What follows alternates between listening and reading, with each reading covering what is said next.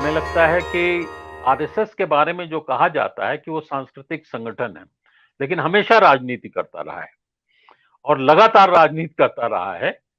हमें इसी पे मुझे लग रहा है कि जो मोहन भागवत की टिप्पणी है, कहीं न कहीं से ये पेशबंदी है, जो सनातन वाला मामला आया है, इससे भी नुकसान होने जा रहा है क्या?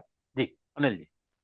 नहीं नहीं, वो तो गलत। अपने को सांस्कृतिक संगठन तो झूठ तो पर आधारित संगठन है ही, इसीलिए वो अपने को सांस्कृतिक संगठन कहता है। संस्कृति को राजनीति के लिए इस्तेमाल करने का संगठन है, वो है तो राजनीतिक संगठन, उसमें कोई डाउट की बात ही नहीं है।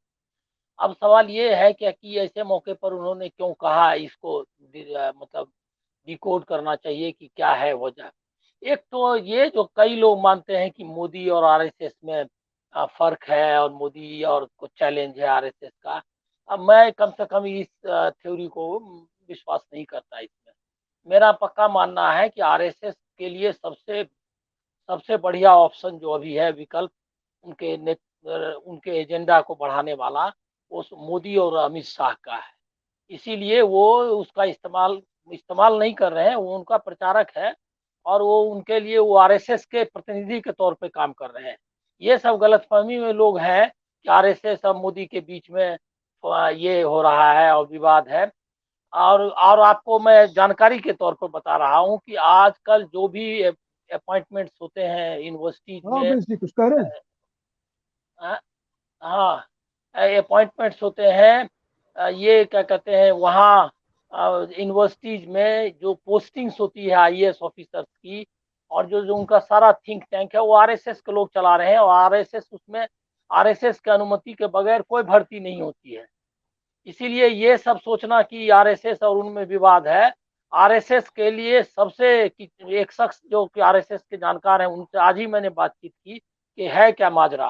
तो उन्होंने कहा क्या कि व्हीकल है वो, मोदी है उनके, जो गाड़ी है उनके, वाहन है, और उनका उसके सहारे वो अपना एजेंडा चला रहा है आरएसएस। इसीलिए ये सब मतलब गलतफहमी में रहने की कोई जरूरत नहीं है।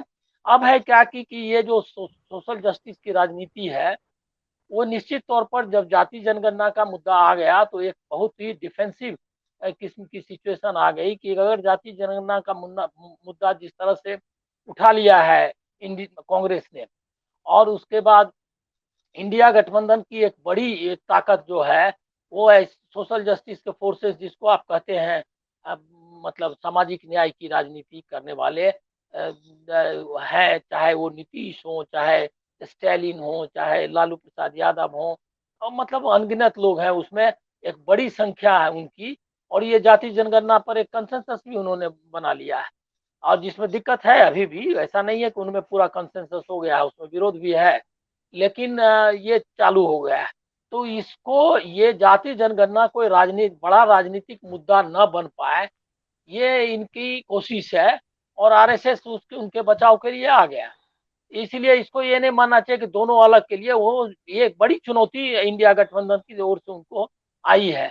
लेकिन आरएसएस कोई सामाजिक न्याय को मान चुका है, ये मत इस गलतफहमी में ना रहे सामाजिक न्याय के लोग। और बहुत चीज तो हासिल किए कर ली ना जो सामाजिक न्याय की शक्तियां हैं।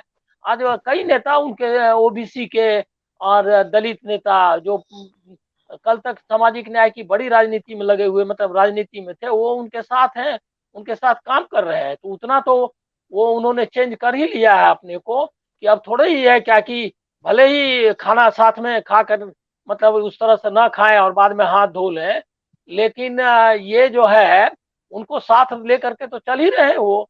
आज यहाँ महाराष्ट्र में एक बड़े दलित नेता रहे हैं आठवले, वो उनके साथ है। इसी तरह से कई संगठन उनके साथ हैं, और यूपी में भी ओबीसी का एक कई संगठन उनके साथ है, राजभर वगैरह जाता आता रहता है।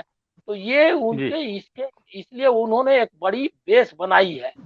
ये बात सामाजिक न्याय की शक्तियों को भी करना पड़ेगा, लेकिन अभी की चुनौती में एक यूनिटी बन रही थी, जिसको पंक्चर करने के लिए ये आ गए, कि ताकि ये ना हो जाए कि जाति जनगणना के इशू पर आमने सामने की नौबत आए। तो वो आमने सामने की नौबत को खत्म करना चाहते हैं। दूसरा, एक आरक्षण के बारे में मैं एक बात बताऊं कि आरक्षण का हुँ। मामला ऐसा है कि आरक्षण को डाइल्यूट करने के लिए आरएसएस अपना सब काम करता ही रहा। अब जैसे आर्थिक आधार पे सवर्ण ऊंची जातियों को आरक्षण देने का काम हो ही गया है। ऐसे ही जितने जितने सबल जातियां जितनी है, चाहे मराठा हो, चाहे जाट हो, चाहे वो पटेल हो, सब आरक्षण का डिमांड में उतर ही गई। तो जो आरक्षण का बेसिक जो ये है, वो तो उन्होंने कठिनाई में डाल ही दिया है। ये सब इसमें आरएसएस का बहुत योगदान है ऐसे संगठन इन मुद्दों को आगे बढ़ाने में, ताकि अंत में आरक्षण ही यूजलेस हो जाए। तो ये तो वो कर ही रहे हैं। तो वो दुधारी देखिए बहुत दुबियस टाइप का सारा उनकी राजनीति रहती है। तो वो इस तरह से कर रहे हैं। अब ये चुनौती है इंडिया गठबंधन और सामाजिक न्याय की शक्तियों को कि ये जो चुनौती फेंकी है अभी, वो उसका मुकाबला कैसे करते हैं। और वो पूरा भाषण आप देखिएगा, वो खाली ये आरक्षण पर नहीं है, वो अखंड भारत जी। की भी उसमें चर्चा है। तो वो सब मामला है। तो ये सब सारा जुड़ा हुआ मामला है कि अखंड भारत बनाना है, जो हिंदू राष्ट्र है। अखंड भारत का मतलब मुसलमान को कोई अधिकार दे देना है नहीं। वो जब जा रहे थे मुसलमानों से मिलने, तो इसीलिए मिलने जा रहे थे कि यूसीसी जो यूनिफॉर्म सिविल कोड है, उसके लिए कुछ नेता ऐसे भी तैयार हो जाए ताकि यूनिफॉर्म सिविल कोड को कल वो बताए कि ये मुसलमान तो ही ये मानने के लिए तैयार है। तो ऐसे ही एक जी। कंसेंसस स्तर भी बनाना चाहते हैं। ये मेरा मानना ये है कि ये एक चुनौती इंडिया गठबंधन ने फेंकी थी। अब आरएसएस ने एक चुनौती फेंक दी है, वो बीजेपी के मतलब उनके तरफ से, मोदी की तरफ से। इसका मुकाबला किस तरह करते हैं जो सामाजिक न्याय की ताकतें हैं, वो अभी हमको लग रहा है कि अनफोल्ड होना बाकी। बिल्कुल, सामाजिक न्याय की ताकतें तो बाद में करेगी, समाज कैसे करेगा ये भी सोचना पड़ेगा, क्योंकि समाज तो आरक्षण विरोधी ही हमने बनाया है, वो कैसे करेगा। अरुण जी, मैं आपके पास आऊंगा, अपने को अनम्यूट कर लीजिए। जो मेरा कहना है कि पूरा समाज आपने आरक्षण विरोधी बना दिया और अब आप आरक्षण का आप समर्थन करने जा रहे हैं।